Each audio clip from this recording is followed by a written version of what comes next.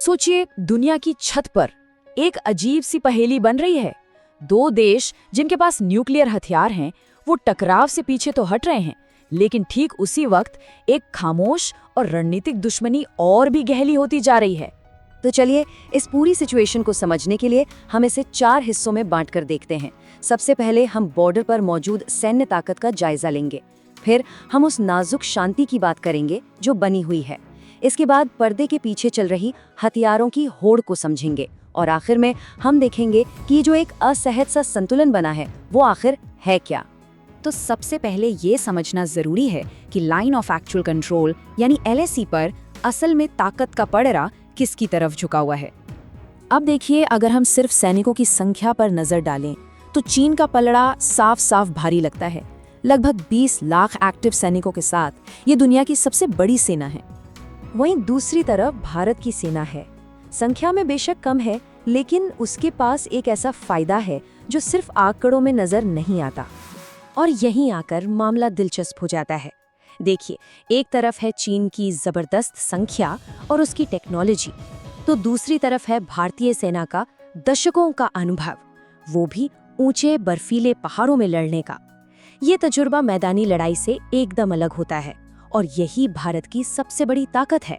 और ये जो रिसोर्सेज का फर्क है ना, वो डिफेंस बजट में तो और भी साफ दिखता है। चीन अपनी सेना पर भारत से लगभग 3 गुना ज्यादा पैसा खर्च करता है, जिससे उसे जाहिर है टेक्नोलॉजी में बढ़त मिलती है। तो कुल मिला के कहानी ये है कि ये सिर्फ सैनिकों की गिनती का खेल नहीं है, बल्कि तजुर्बे, तकनीक और पैसे की एक बहुत ही पेचीदा जंग है।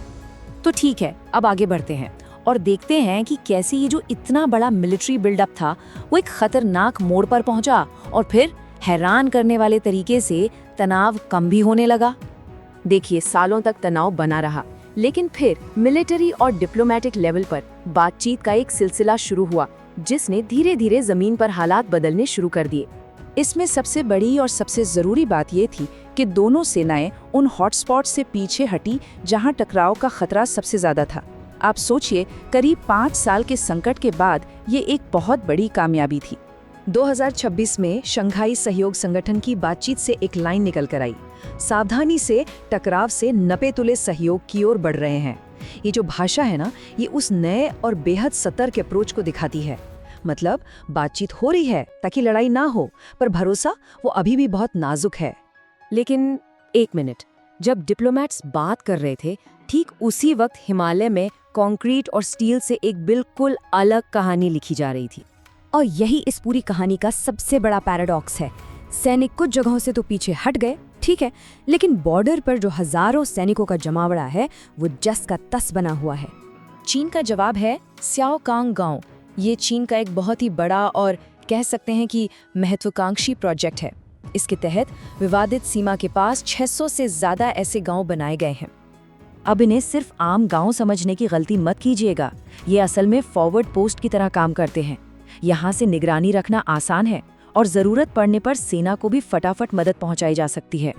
और ये सिर्फ गांवों तक ही सीमित नहीं है। सैटेलाइट तस्वीरें साफ साफ दिखा रही हैं कि मिलिट्री इंफ्रास्ट्रक्चर भी बड़े पैमाने पर बढ़ाया जा रहा है, जैसे कि ये मजबूत एयरक्राफ्ट शेल्टर्स। इनसे चीन की हवाई ताकत कई गुना बढ़ जाती है। तो पिक्चर एकदम क्लियर है। एक तरफ बातचीत की मेज सजी है, तो दूसरी तरफ जमीन पर किलेबंदी का काम जोरों पर है। तो इस सब का मतलब क्या निकलता है? ये जो इतना कॉम्प्लेक्स रिश्ता है, ये आज खड़ा कहाँ है? आज की हकीकत दरअसल यही है। एक तरफ सतर्क होकर सुलह की कोशिशें हो रही हैं, लेकिन ये सब एक बहुत गहरी और ढांचागत प्रतिद्वंदिता के साए में हो रहा है, और ये दोनों चीजें एक साथ चल रही हैं। तो ये हमें एशियाई सुरक्षा के भविष्य से जुड़े एक बहुत अहम सवाल पर लाकर छोड़ देता है। दोनों देश एक नए तरह का बैलेंस बनाने की कोशिश कर रहे हैं, लेकिन सवाल ये है कि हिमालय पर पिघलती ये बर्फ आखिर कितनी मजबूत है।